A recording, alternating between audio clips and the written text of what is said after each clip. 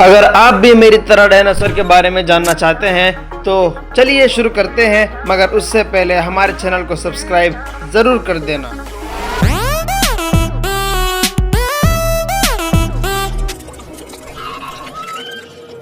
एक समय में हमारी दुनिया में डायनासोर का राज था। वो चलते थे जहाँ हम चल रहे हैं, इसी हवा में सांसें ली, इसी धरती पर लड़ाइयाँ लड़ी। इन दैत्याकार बड़े विचित्र डायनासोर्स ने करीब 16 करोड़ सालों तक इस धरती पर राज किया। इन डायनासोर की कई हजार प्रजातियां थी। इनमें से कुछ शाकाहारी थे तो कुछ मांसाहारी। कुछ डायनासोर्स बहुत ही शांत स्वभाव के थे तो वहीं कुछ डायनासोर बहुत ही हिंसक और खतरनाक थे। इस समय डायनासोर सभी आकारों में फल फूल रहे थे और इनकी सैकड़ों प्रजातियां इस दुनिया में मौजूद थीं। ये उस समय के सबसे सफल जीव थे। लेकिन फिर अचानक ऐसा क्या हुआ? आखिर वो कौन सी घटना थी जिसने इनका नामो निशान ही मिटा दिया? इसे जानने के लिए हमें करोड़ों साल पीछे जाना होगा और डायनासोर्स के अंतिम दिन को करीब से देखना होगा। तो आइए चलते हैं आज से 65 मिलियन साल यानी कि 6 करोड़ 50 लाख साल पीछे।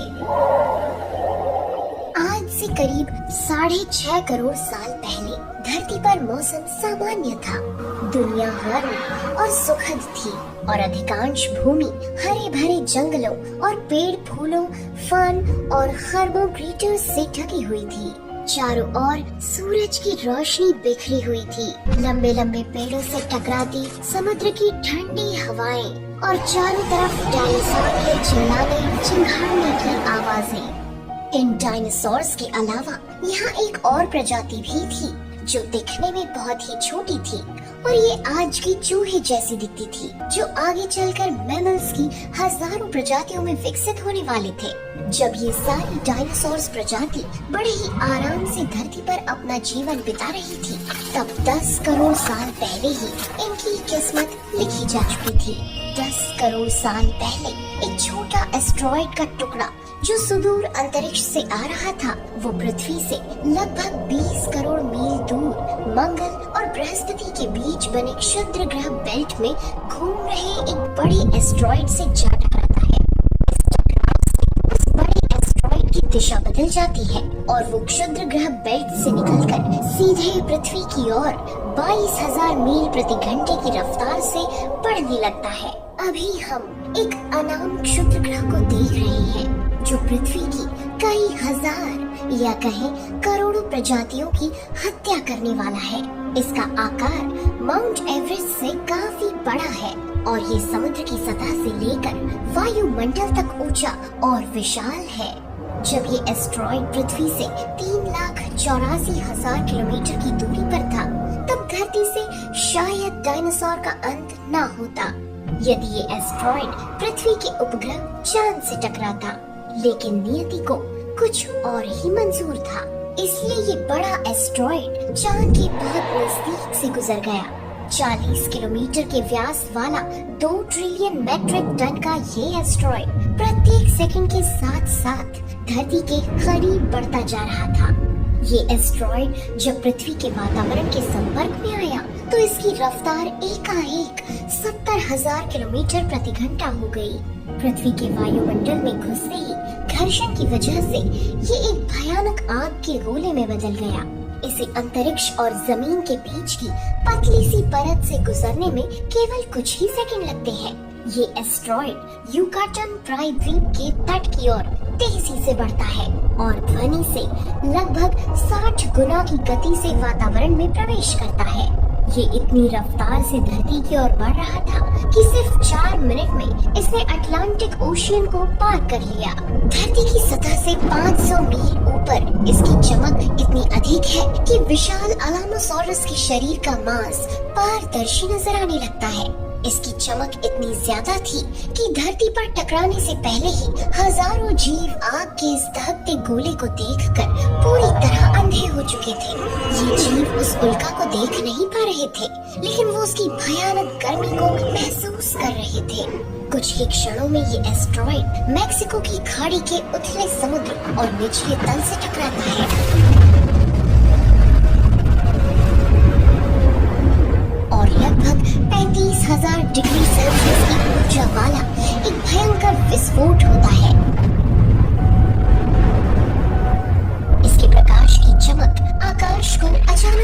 रोशन कर देती है। इस टकराव का विस्फोट लगभग 10 हाइड्रोजन बम के विस्फोट के बराबर था। इससे समुद्र तल हजारों डिग्री सेल्सियस पर पिघलकर उबलता गर्म प्लाज्मा बन जाता है और विस्फोट से इतनी ज्यादा ऊष्मा निकलती है कि ये लगभग 1500 किलोमीटर के दायरे में तुरंत सब कुछ जला देता है। इस जगह पर हवा का तापमान 600 डिग्री तक पहुंच जाता है, जिससे डायनासोर जिंदा ही जलने लगते हैं। विशाल विस्फोट वातावरण से टकराकर टकराव वाली जगह के पास 2000 किलोमीटर प्रति घंटे सुपरसोनिक गति से एक शॉक वेव पैदा करता है, जो हजारों जानवरों को तुरंत भाप बनाकर उड़ा देता है। साथ ही इस सुपरसोनिक शॉक वेव से इमारतों के आकार की चट्टानें हवा में उड़ जाती हैं। इस सुपरसोनिक वेव से टकराकर हर मिट्टी, वनस्पति या जानवर के टुकड़े हो जाते हैं और ये हर एक चीज को हजारों किलोमीटर दूर फेंक देती है। जब इमारतों के आकार की चट्टानें वापस नीचे आती हैं, तो विशाल अलामासोरस जैसे डायनासोर को नीचे दबाकर खत्म कर देती है। ये विस्फोट इतना शक्तिशाली होता है कि इसके टकराते ही धरती की लाखों टन धातु अंतरिक्ष में फैल जाती है। टकराव वाली जगह पर 180 किलोमीटर चौड़ा और 25 किलोमीटर गहरा गड्ढा बन जाता है। विस्फोट के कारण इस गड्ढे का सारा मेटल और पत्थर आसमान में धूल के बादल में बदल जाते हैं। 16 मिनट 40 सेकंड बाद जमीनी टकराव की वजह से धरती के अंदर चारों ओर 11.1 तीव्रता की भूकंपीय तरंगें उठने लगती है। 11 तीव्रता का भूकंप शायद अरबों वर्षों में किसी भी जीवित प्राणी का अब तक का सबसे शक्तिशाली भूकंप है।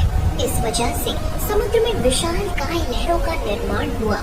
ये लहरें लगभग 1 किलोमीटर ऊंची सुनामी में बदल गई और एक के बाद एक सुनामी की लहरें चारों तरफ बढ़ने लगी। भूकंपीय तरंगों ने धरती पर मौजूद सभी सक्रिय ज्वालामुखियों को दहका दिया। ये भूकंप इतना शक्तिशाली था कि इससे भारत में जगह जगह ज्वालामुखी विस्फोट होना शुरू हो गए, जो 30,000 वर्षों तक दहकते रहे और आधे भारतीय उपमहाद्वीप को इसने लावा से ढक दिया। यहाँ तक कि टकराव से पृथ्वी के दूसरे छोर पर धरती कई 100 मीटर तक फट गई, जिसके कारण जगह जगह डायनासोर का विनाश शुरू हो गया। धरती के महाविनाश की प्रक्रिया आरंभ हो चुकी थी। इस भयानक विस्फोट में रेडिएशन की मात्रा इतनी बढ़ गई कि इसके 1500 किलोमीटर के दायरे में आने वाले सभी जीव जलकर पूरी तरह राख के ढेर में बदल गए। इस महाविनाश में उड़ने वाली टेरोसॉर्स इन जमीनी खतरों से तो बच निकले, लेकिन ये तो महाप्रलय की बस शुरुआत मात्र थी। विस्फोट की वजह से जो अरबों टन मेटल, पत्थर और धूल के कण अंतरिक्ष में गए थे, वो ग्रेविटेशनल पुल के कारण ठीक 40 मिनट बाद आग की गोले के रूप में पूरी धरती पर बरसने लगे, जिससे आसमान में उड़ने वाले डायनासोर्स भी इन आग के गोलों से बचकर भाग नहीं पाए। आसमान में पिघली चट्टानों के ये गोले और नीचे भूकंप की तबाही, बचने का कोई रास्ता नहीं। मलबे की बारिश और गर्मी ने दुनिया भर के जंगलों को पूरी तरह जला दिया। ये आग महीनों तक जलती रही और इसने पृथ्वी को अपने आप में एक भयानक गर्म नर्क बना दिया। साथ ही धूल का एक बहुत बड़ा तूफान 6000 किलोमीटर प्रति घंटे की रफ्तार से पृथ्वी की दूसरी तरफ मौत लेकर आ रहा था। ये प्रलयंकारी तूफान इजेक्टा क्लाउड से बना था, जिसका तापमान 1500 डिग्री सेल्सियस था।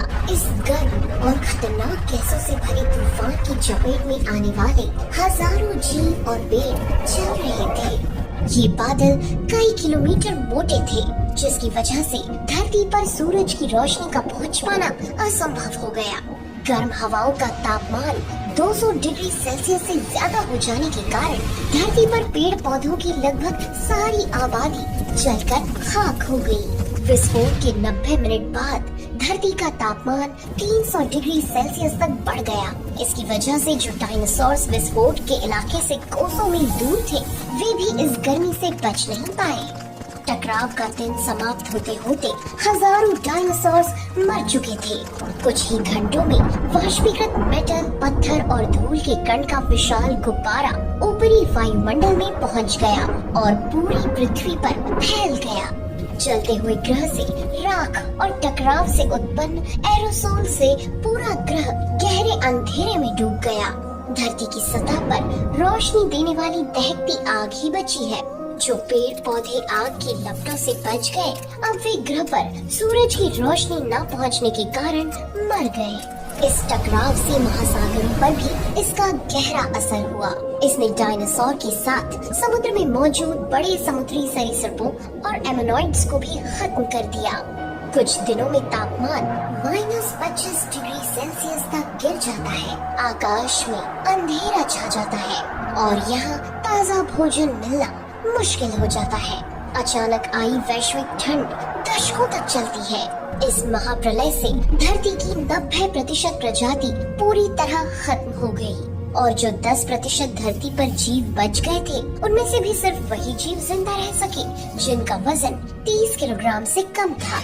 इसका कारण ये था कि इस महाप्रलय में लाखों की संख्या में जीव मारे जा चुके थे और पेड़ पौधों की सारी आबादी भी जलकर राख हो चुकी थी, जिसके चलते यहाँ जो बड़े और विशालकाय जीव जीवित बच गए थे, उन्हें भरपूर मात्रा में खाना पीना न मिल सका और इस तरह 6.5 करोड़ साल पहले लगभग 16.5 करोड़ साल से राज करने वाली डायनासोर्स का खात्मा हो गया और एक पल में ही डायनासोर्स का युग समाप्त हो गया। आखिरकार पुरानी दुनिया की राख से बचे हुए जीव सामने आते हैं। पृथ्वी उन जानवरों को विरासत में मिली जो जीव छिपने में अच्छे थे। जब बाढ़, आग और तूफान आया, इन्हें जमीन पर आश्रय मिला। ये मिट्टी के नीचे अंदर ही छुपे रहे, जो आगे चलकर कई सौ प्रजातियों में विभाजित हुए। पक्षी जो डायनासोर के प्रत्यक्ष वंशज बने और स्तनधारी जो अंततः ग्रह पर प्रमुख जानवर बन जाएंगे। लेकिन हमें नहीं पता एस्ट्रॉइड के बिना आज पृथ्वी पर जीवन कैसा होता। डायनासोर्स के खात्मे के बिना हमें कभी भी वो बनने का अवसर नहीं मिलता जो हम आज हैं। लेकिन इतने कम समय में हमने महान उपलब्धियां हासिल की है। यदि हम सावधान नहीं रहे तो हमारा अस्तित्व एक पल में समाप्त हो सकता है, वैसे ही जैसे डायनासोर्स का युग समाप्त हो गया। यदि आपको ये वीडियो पसंद आया हो तो इस वीडियो पर 50,000 लाइक्स जरूर दीजिए और इस वीडियो को अपने दोस्त और फैमिली के साथ शेयर करें। यदि आप इस चैनल पर नए हैं तो ऐसे ही इंटरेस्टिंग वीडियोस देखने के लिए हमारे चैनल अद्भुत मिस्ट्री को सब्सक्राइब करना ना भूलें। फिर मिलेंगे अगले वीडियो में नए टॉपिक के साथ। तब तक के लिए दीजिए नेहा आगरकर को आज्ञा। नमस्कार।